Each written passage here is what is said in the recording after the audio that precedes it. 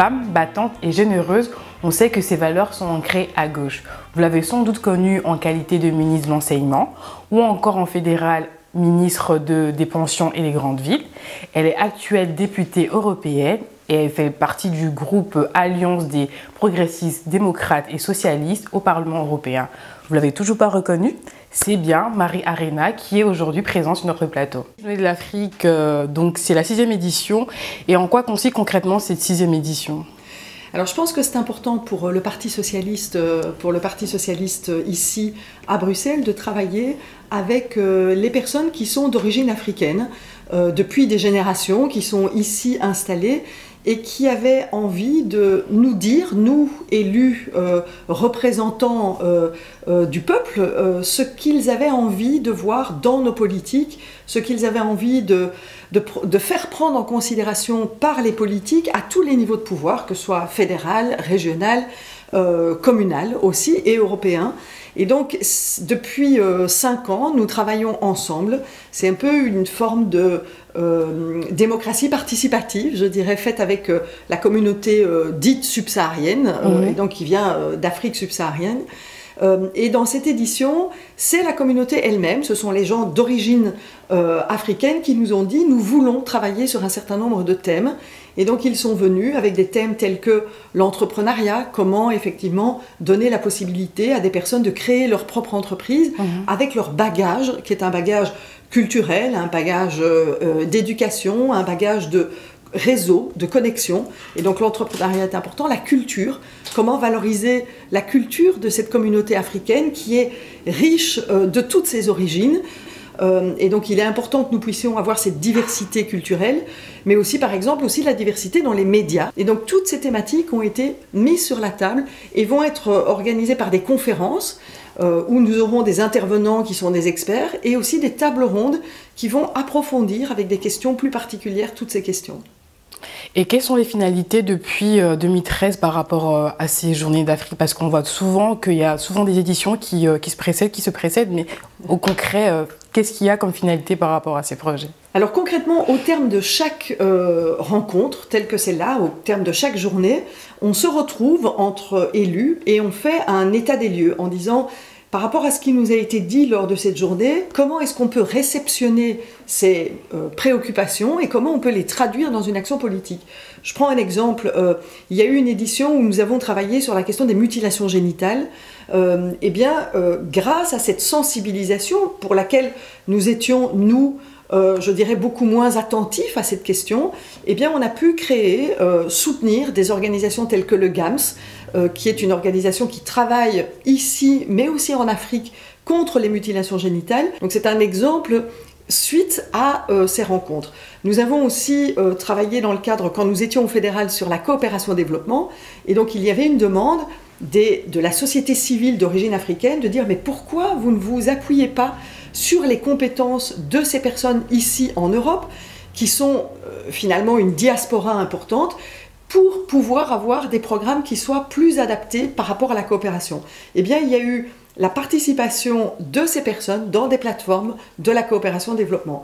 Moi, au niveau européen, je suis venue avec cet héritage des journées africaines, et je suis venue à mon groupe socialiste et démocrate au niveau européen, et j'ai demandé que l'on fasse non pas une journée africaine, mais une semaine dédiée à l'Afrique au niveau du Parlement européen. Et donc nous avons, depuis que je suis au Parlement européen, organisé les semaines africaines sur lesquelles nous abordons les questions de la migration, les questions de l'afrophobie. Par exemple, en Europe, on vit des phénomènes de racisme à l'égard des personnes d'origine africaine.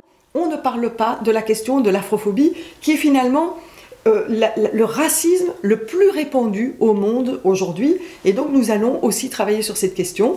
Et cela vient de la semaine africaine que nous avons créée au niveau européen. Et en quoi cette 6e édition a été différente des autres? Quelle est la spécificité de cette édition concrètement? Alors on a eu une plus grande participation de la diaspora à l'élaboration de cette édition. Et donc on a eu vraiment une prise en main des personnes qui sont des personnes de la diaspora africaine qui ont dit, eh bien cette édition, nous allons nous choisir les thèmes, amener les intervenants, organiser les tables rondes. Et donc ça a été vraiment une appropriation de l'édition par la diaspora. Et ça, je pense que c'est vraiment, ça montre qu'on est déjà un cran plus loin et qu'ils sont devenus leurs propres acteurs politiques en matière de besoins qui sont exprimés entre l'Europe et l'Afrique aujourd'hui. Il a été évoqué lors de l'édition précédente qu'il y aura une création d'une maison subsaharienne. Qu'en est-il de ce projet concrètement aujourd'hui? Alors moi je pense qu'effectivement il est important qu'il puisse y avoir des lieux de culture dédiés à la culture africaine. Il y a eu lors de la précédente édition une demande qui a été formulée de manière assez claire et la réponse a été au niveau de la région bruxelloise de pouvoir faire une étude sur l'endroit, le type de maison, le type de financement, la levée de fonds qu'il pourrait y avoir. Et donc je pense que la région, et plus particulièrement la fédération du Parti socialiste, pourra faire un état lors de cette édition de l'avancée en matière de maison de la culture, j'ai envie de dire de la maison des cultures africaines, parce que quand on connaît l'Afrique, on sait que c'est un continent des cultures et qu'il est vraiment très très important de pouvoir la valoriser. Est-ce vraiment une volonté de la part du Parti socialiste vraiment de consacrer une journée spécifiquement à cette communauté subsaharienne? Et pourquoi cette communauté subsaharienne en particulier et pas une autre? Alors vous savez, le Parti socialiste a la préoccupation de rencontrer les personnes qui expriment des phénomènes qui sont des phénomènes d'injustice et de pouvoir les traduire par des actions qui vont corriger ces injustices.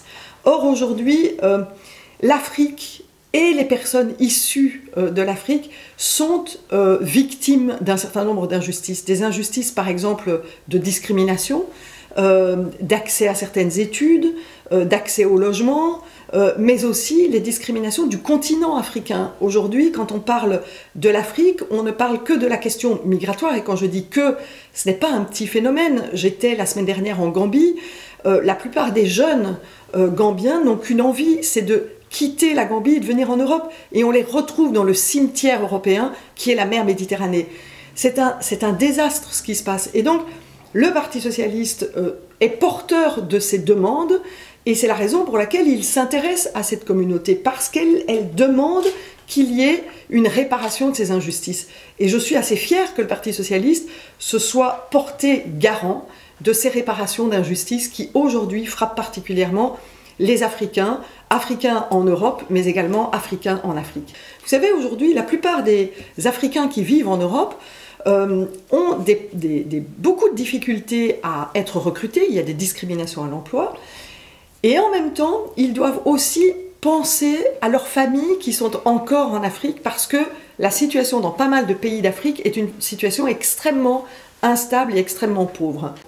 Et donc on parle beaucoup de l'aide au développement, c'est-à-dire les 0,7% d'aide au développement qui est organisée par l'État, et on ne parle jamais du diaspora qui finalement fait plus pour l'Afrique que ce que l'État ne fait pour l'Afrique. Et je suis assez fière que le Parti socialiste se soit porté garant de ces réparations d'injustice qui aujourd'hui frappent particulièrement les Africains, Africains en Europe, mais également Africains en Afrique. Et justement, pourquoi ne pas se réunir en collectivité avec d'autres partis pour justement offrir ces journées de l'Afrique? Pourquoi vraiment c'est le PS qui se met toujours en avant, qui se porte garant de ces journées de l'Afrique? C'est une interrogation que se pose souvent la communauté. Bien sûr, moi je serais heureuse que tous les partis politiques puissent s'intéresser à l'Afrique. Mais je serais heureuse effectivement de voir que d'autres partis politiques s'intéressent un peu à la plus grande diaspora que nous avons ici en Europe, qui est la diaspora africaine. Merci beaucoup. Merci. Et restez connectés, chers téléspectateurs, sur BAM TV.